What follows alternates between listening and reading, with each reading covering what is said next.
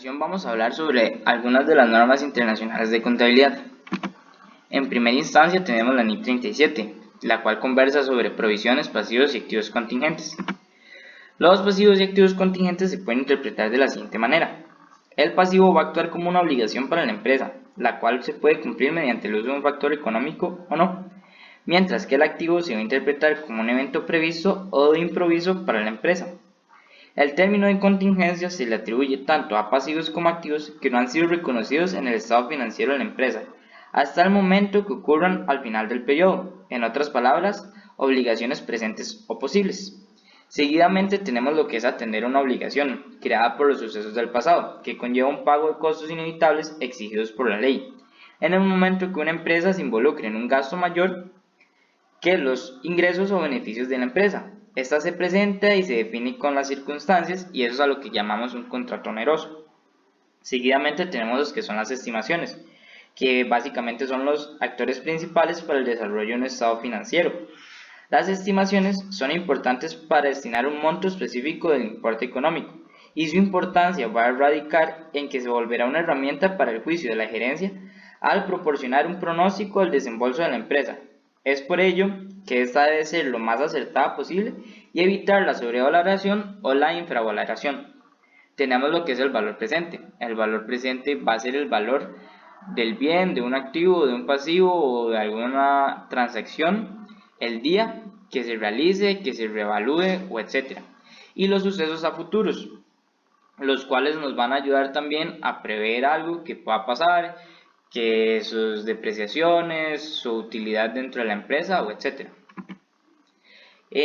Seguidamente tenemos lo que son las disposiciones esperadas de los activos. En ellas contamos con reembolsos. La parte del reembolso nos dice que un reembolso será objeto de reconocimiento cuando y solo cuando sea prácticamente segura su recepción y en tal caso se le trate como un activo. El importe no puede ser mayor al de la provisión. Se nos habla ahí mismo sobre lo que son cambios del valor de las provisiones, como bien lo dice el título se entiende, y la aplicación de las provisiones, como también lo dice el título se entiende.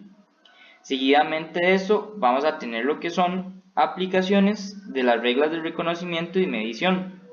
Lo más importante en este enunciado era lo que hablaba sobre las reestructuraciones, que tras una serie de ejemplos lo más puntual sería que una provisión se reconocerá por reestructuración solo cuando cumpla con las condiciones generales del reconocimiento de la misma, de los que anteriormente se mencionan en ese mismo documento. Y se habla también que durante el plan de reestructuración puede surgir uno de desmantelamiento o de venta de activos, y estos van a implicar lo siguiente. Tomamos un ejemplo que pasó este año, en el 2019, antes del cierre del periodo fiscal, de Forever 21, el cual se declaró en quiebra y planteaba cerrar hasta 178 tiendas en Estados Unidos, solo en Estados Unidos porque tiene operaciones en muchas partes del orbe. Pero a Forever 21 se le es posible continuar con las operaciones porque ellos realizan una reestructuración. El primer paso para poder realizar la reestructuración, es que hicieron un anuncio público sobre la situación financiera en la que se encontraban. Seguidamente de eso, pusieron en venta algunas de sus acciones o de sus operaciones, y a eso es a lo que íbamos con la parte que decía que cuando se inicia un plan de reestructuración pueden ir a un desmantelamiento o de venta de activos, que es básicamente lo que hizo Forever. El proceso le implicó la venta de algunos activos, pero estos activos fueron solo la venta por lo que implicaba el proceso, que es una de las regulaciones que habla la norma.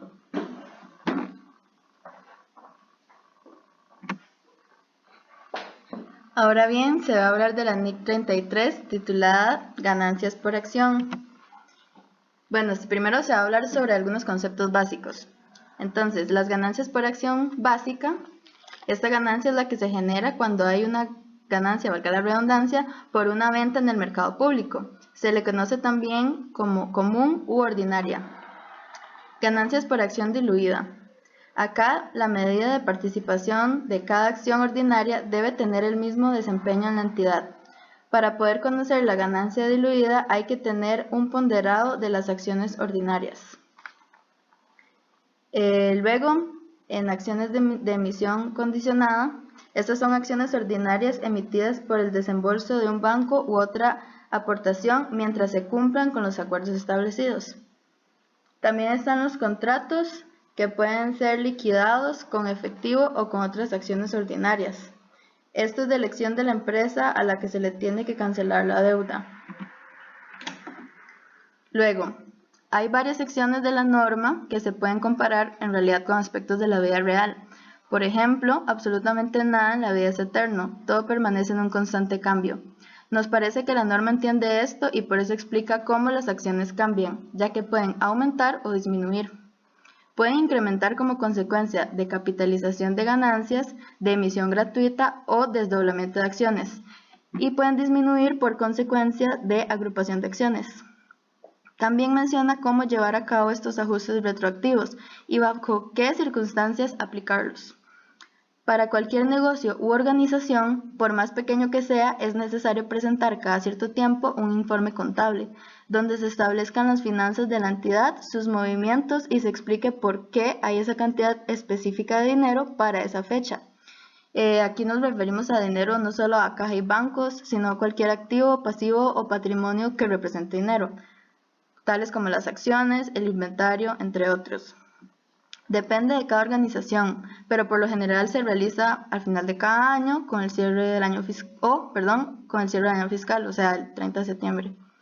Es muy importante llevar este documento de forma estricta, clara y ordenada. De esta forma, si aún así se encuentran errores, estos se podrán aclarar más sencillamente, proporcionándole a la empresa eficacia, eficiencia y ahorro de tiempo y recursos.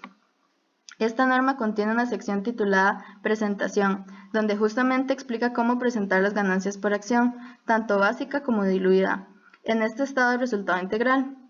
También se expone qué sucede cuando la empresa presenta los resultados del periodo en un estado separado o información sobre una operación discontinuada. Como último punto sobre esta sección, se sabe que algo que todas las empresas se proponen evitar y a su vez es uno de los mayores miedos es darse cuenta que se poseen importes negativos. En este caso, la empresa tiene que presentar las ganancias por acción básica o diluida a pesar de que esto ocurra y en realidad hayan pérdidas. Siguiendo esta línea, las empresas no solo deben presentar datos e información, sino también revelarlos. Revelar la información al público es clave para que la entidad se mantenga justa y transparente.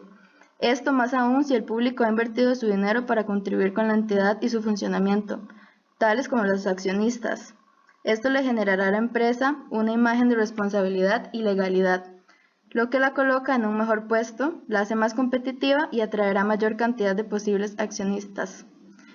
La norma NIC 33 expone cómo calcular las ganancias por acción básica o diluidas a través de una división, donde se debe exponer tanto el numerador, que es el importe, como el denominador, que es el promedio ponderado del número de acciones ordinarias, más la conciliación de cada uno de estos.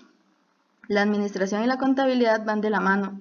Esto se ejemplifica ya que en esta norma se encuentra la última función de las funciones administrativas, la cual se denomina control.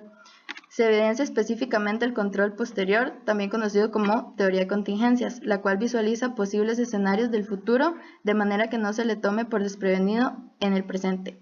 Esto se aplica en la norma porque se debe revelar instrumentos que potencialmente podrían, en el futuro, diluir las ganancias por acción básica. Ahora bien, ¿por qué no se incluyen en el cálculo de ganancias por acción diluida?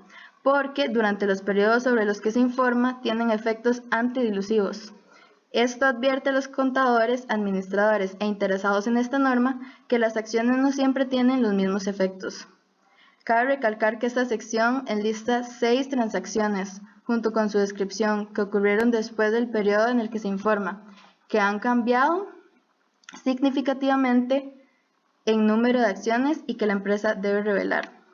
La entidad es bienvenida a revelar algún componente del estado del resultado integral extra al requerido por la norma, y estos importes se calcularán utilizando el promedio ponderado de acciones ordinarias determinado de acuerdo a la NIC 33.